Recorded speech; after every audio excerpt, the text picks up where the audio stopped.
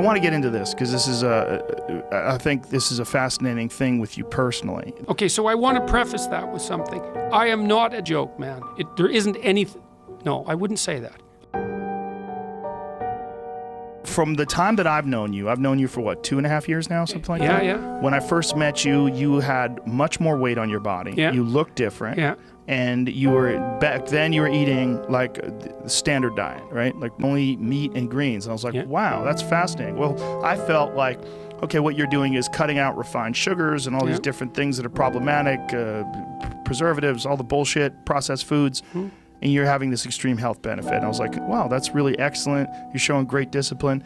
Then you decided to take it to another place and cut out the greens. Yeah, I know. What was the motivation for cutting out the greens? Well, all of the motivation for this has been my experience with my daughter. Imagine that you wake up and that you remember that all your family was killed in a horrible accident yesterday. You would feel that the dog dies. Because she has an unbelievably serious autoimmune disease. I just talked to her this morning. She's in Chicago. Looks like she has to have her ankle replaced. So that's next on the horizon. There's way more to it than that. She had a baby, in extreme agony, and that was just a tiny fraction of the whole set of problems. And she was dying.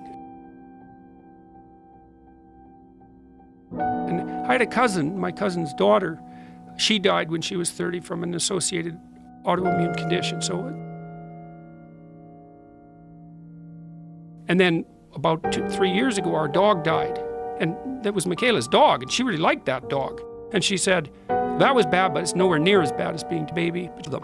And she was also seriously depressed, like severely depressed, way worse than you think. She couldn't stay awake.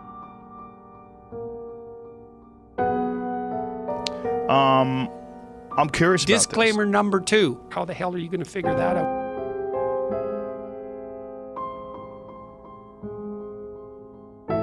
It's actually worse than that. And I asked her too at one point when she was about 15 or 16. I said, look, you've got a choice, kid. Here's the choice. Eliminate baby. It's not that big a deal.